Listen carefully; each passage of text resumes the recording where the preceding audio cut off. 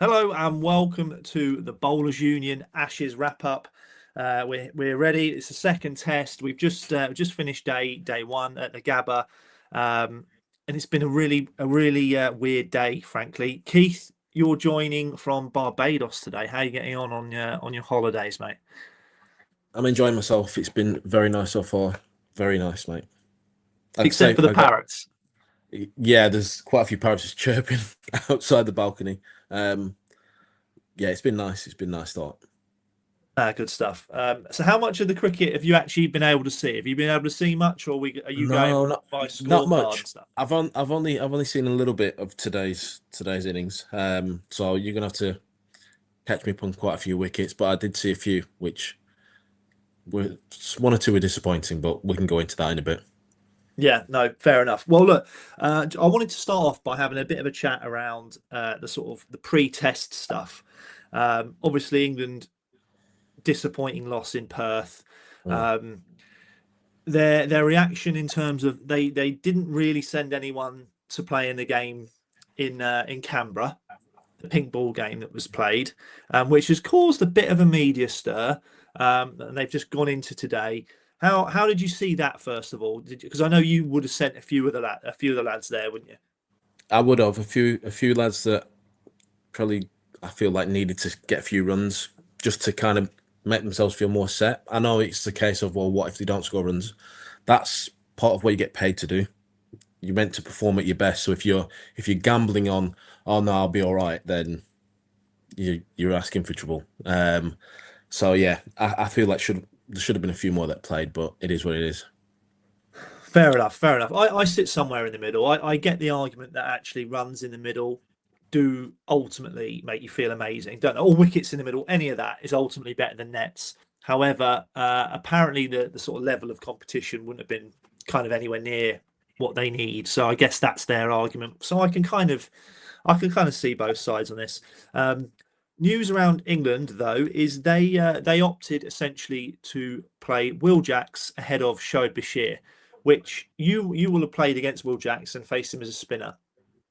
And one thing that I've personally thought about that is I quite rate it because I think the overall contribution that Jacks will provide will probably be better than Bashir's overall contribution to winning a test. But I don't really know how they are as bowlers. Perhaps you can, you know, give some Um, info on that. I think Jacks may have a little bit more control at the moment, but I know that they are huge on Bashir's ceiling for like they think he's got such huge potential with all these attributes that they think long run that he's going to be the main spinner for quite a long time. So I was surprised that they went with Jacks, but be interested to see how he goes when Australia back. If he bowls in the first day, he might not, but be interesting to see how he contributes himself. Yeah, no, absolutely agree. I mean, he looked pretty good with the bat. To be fair, today until he got out, him coming in at eight is pretty handy. And by all accounts, he is a really nice spinner. Although I've not personally faced him. So also England news. What is this about them getting in trouble for going on scooters without helmets? I've literally only just seen this morning. I didn't fully see it. I just saw Ben Stokes being interviewed, asking about um, why they weren't wearing helmets on I scooters, mean, and he replied with, "We will wear helmets next time." And the reporter said to him, "Do you think that the people deserve an apology?" And his response was, "We will wear helmets next time." So yeah, it was weird. I think people are just trying to make an issue out of nothing, and it is what it is. But what can you do? I I hate People try that. and get at you, don't they? Yeah. Yeah, I mean, I hate that because how is them not wearing helmets affecting anybody else? Don't get me wrong, whether it might be a little raw, sure, but like or issue a public apology for rocking around on the scooter, absolutely crazy. Anyway, enough about the England stuff. Australia didn't play Nathan Lyon. That right is an aggressive move because Lyon, if you're comparing two off spinners, Bashir and Lyon, I can see why you might find a way to build a team that doesn't have Bashir in it. Nothing against Bashir, I but know what you like mean. I can see how you do it. Lyon's like the best finger spinner in the world, so Hmm. leaving him out is a different thing altogether. I know I apparently got a little, maybe had a knock in training, but I don't know. It just seems a bit strange. Oh, well, I don't know if you saw the interview, but he seemed pissed that Oh no, I he was haven't. No. that he wasn't playing. Yeah. I think George Bailey brought the news to him, and from what he was saying in the interview while the game was on was that the conversation was very short because basically he was fuming, um, and he needs to kind of let the dust settle before he has a conversation about it. But even the interview was very off, obviously very off because he was being probed about questions to do with not being selected and missing two out of the last three tests and this and the other. So yeah, he wasn't happy, and it's difficult, isn't it? I mean, when he first started, if someone had said to him, "You're not going to miss a game. You're not going to be not selected for 14 years," he'd have gone, "Fuck, I'll take that." But Yeah, as you get going, you're like, "Well, I'm fucking great, basically. I'm really yeah, good at what I do." And then you get kind of sideswiped with, "You're not playing this game." What do you mean? What do you mean I'm not playing? I was quite surprised they actually went with Nessa, to be fair, and Doggett as well.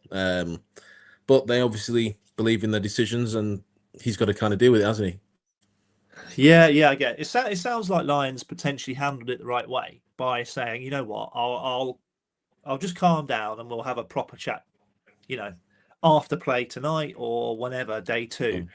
Mm. But getting left out is never good. But it is unfortunately it's a harsh reality, I suppose, of professional sport, isn't it? So it seems Mhm. like Lions handled it pretty well. I mean, I don't think they're a better side for having him not in it. I have to say, Mm. I really don't. I agree with you. I would have potentially just had the same bowling lineup and just brought Inglis in for Kawaja. See, your mate got some runs today. Mr. Zach Crawley got some runs. Well, okay, come on then. Let's get into this then. So today's play, yeah, and he actually he hit a boundary in the first over, and we were only one down, weren't we? We still one down rather. We actually got some runs on the board. Um, he played today. How if he can keep that going, he is a threat to the Aussies, no doubt. That's my personal view, and I do believe, although today wasn't his day, I do think he's got a big 150 plus in him in an innings at some point. You're not so convinced, are you? He's got the ability to, definitely. I just feel that I feel like it's in Stark's favour a lot of the time with that new ball. I know the pink ball is a little bit different, but I think with a red ball in his hand, I feel like it balances more in Australia's favour to get him out early. Don't be wrong, it almost seems if he's able to get past each bowler's first spell, he's in for a big one or a Yeah, good score. But that, let's say every bowler bowls 5 over spell, he's got to be in after 20 overs, which he's got. What I think the stat was, what, 40% of his 40% of the times he's got out been single figures, so it's quite hard to see him last more than 20 overs. Do you know what I mean? That's why I question no, if your stats are going to be right or not. yeah, no. Look, fair enough. I have had to hold my hand up because a few people who've listened have basically kind of every time I go to leave a room, if they listen to the show, they've been like, "Oh, nice prediction, by the way," and I'm like, "Oh yeah, thanks." But again, like you've said there, he has the ability to just completely reverse that in one innings. I Mm. swear. What I will say, Stark, what on the money again in that his first over was unbelievable. So I set the alarm 4 o'clock, and I was like, "Oh, okay," and he is on it, and obviously nicked off Duckett with a good ball. I know the media were like, "Oh, loose rubbish shot," and it's like, you know, left arm away swing at a left hander. It's not, Mm. yeah, I don't know. I'd leave Duckett alone, to be totally honest. I mean, with Duckett, because Duckett plays at most balls, it's actually a good ball to him because he can't go after it and he's going to defend because he wants bat on ball. So it's a very good ball for me to duck it. To a normal batsman, it's just a leave ball, but duck it, it's a nick off delivery. Yeah, and I think don't get me wrong, there's a category, isn't there, of like shots that are definitely bad, but I feel like there is that place in between where good bowling induces those little errors. And I haven't seen a left-handed batter ever not nick off to a left arm over the wicket bowler that shapes it away. Like that's No. That's paid your mortgage for however long, isn't it? Frankly, like you just nick. Like, it's the truth. Yeah. Lefties find it extremely tough to play. And credit to Stark there for being on it. But then you're not happy with Pope, though, are you? You're not happy with Pope. He's in good form, and I'm not, because you get out that way when you are in bad nick, and he's in good form. So, like we talked earlier about playing that next game, I know you can say, "Oh, the standard wasn't going to be up to scratch." You're still out there facing bowlers, so I would have personally liked him to keep his form going. I'm not saying now he's out of form, but it just that seed can be dropped of just doubt of, is he still in form or not? He's going to be looking to try and score one or two player misses. How's he come about that? Little chop on earlier innings before. There's more pressure on him, and every time he just turns his head, Chris, there's a little Jacob Bethel just looking over at him, I feel. With the England selectors waving as well. I'm trying to think. There must be a meme around that with like in the background, like someone. Yeah, true. He's got Bethel over, looking over his shoulder. Although you could argue the same with Harry Brook at the minute. Now Brook is an unbelievable player, but again, he probably won't love his dismissal today. It was a little bit reckless, I have to say. Being totally honest, I think it's the fact that Stark had just come back on.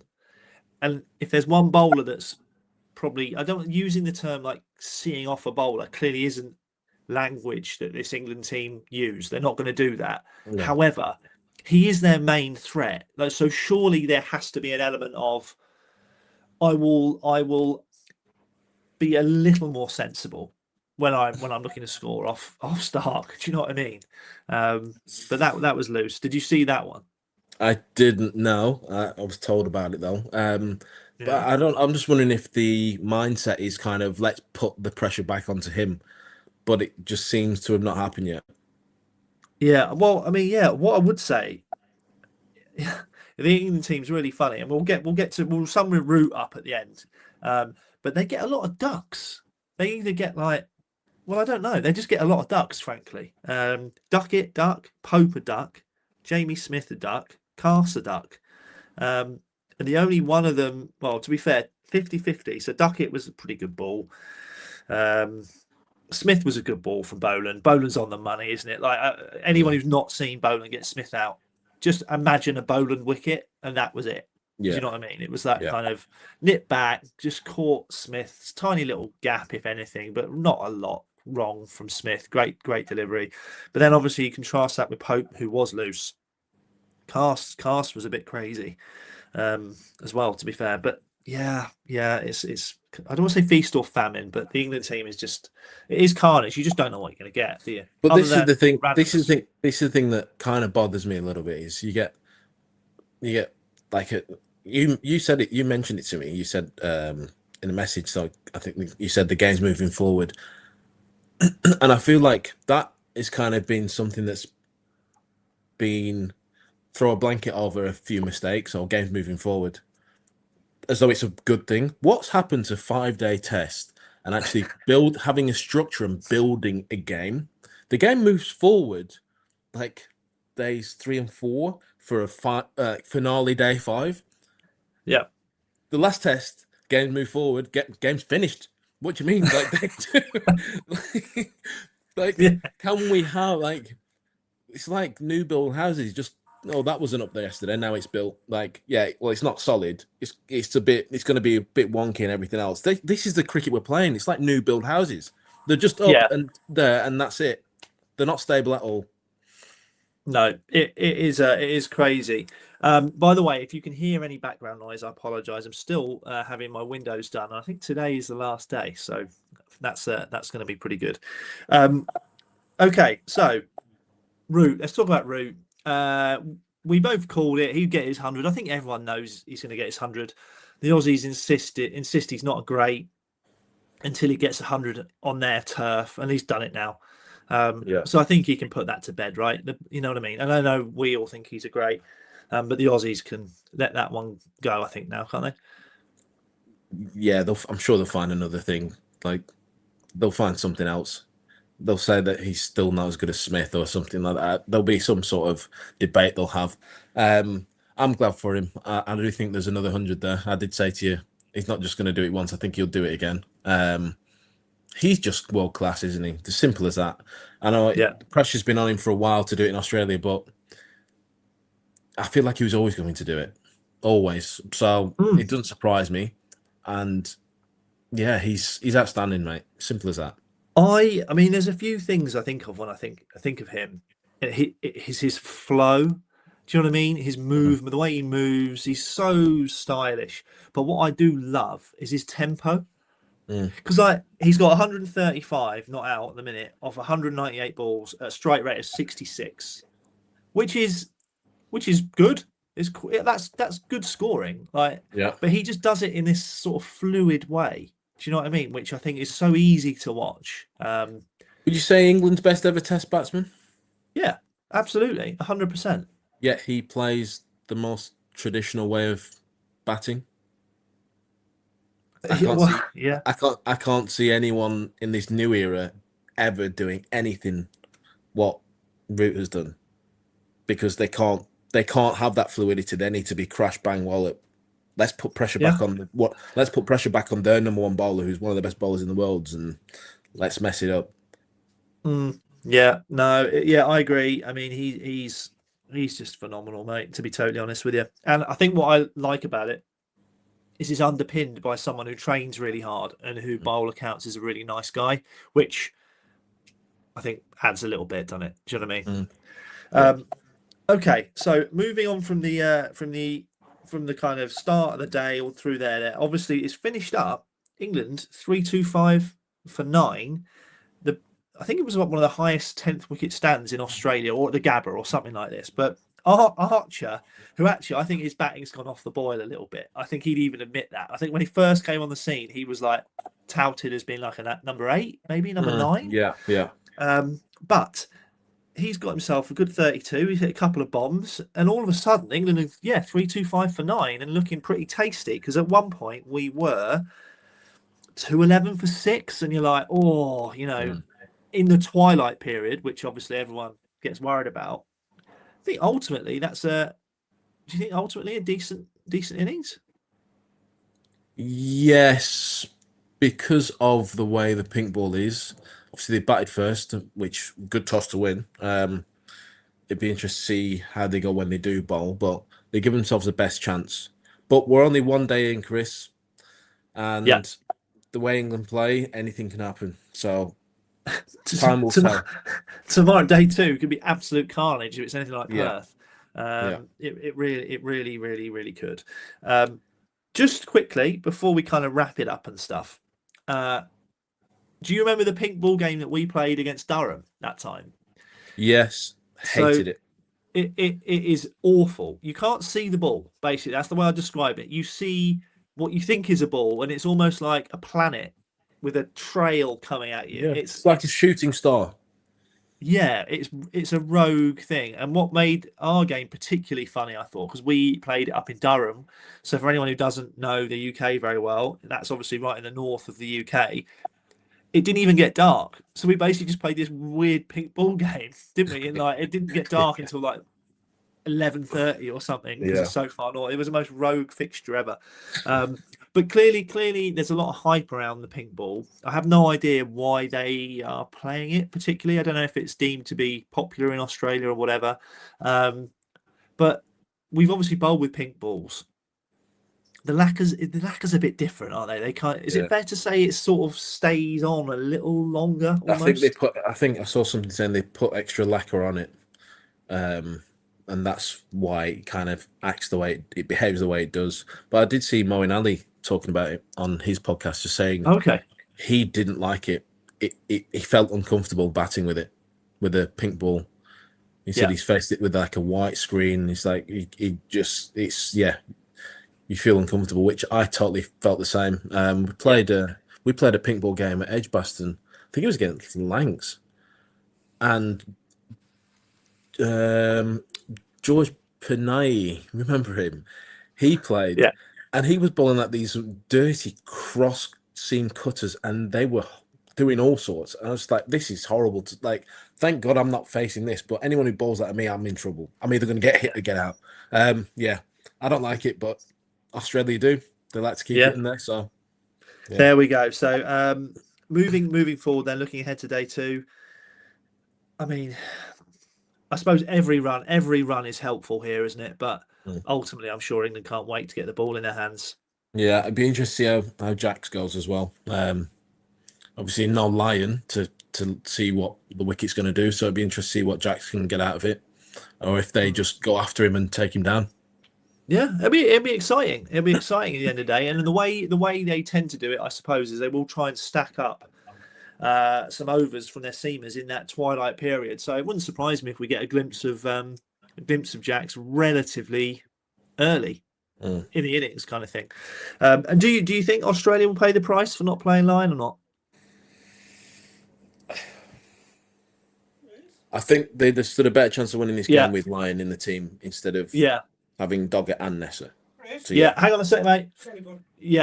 No, I agree. I think there will be a point at the time where they absolutely need Lion. And at the end of the day, he's world class. And there was overs today, I think, that at times maybe Doggett bowled. Obviously, he's gone 0 for 76 at 5.5s. That you could have squeezed a few out of line there.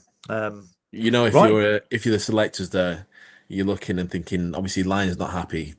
Fuck's sake, Doggett, like sort it out. Don't do this. You're going to add pressure back onto us now. You're relying on your players there to bail you out. But look, that's been great. I apologise there for my the builders coming literally into the basement to have a chat. We'll record again for you tomorrow. Take it easy, everyone. Cheers.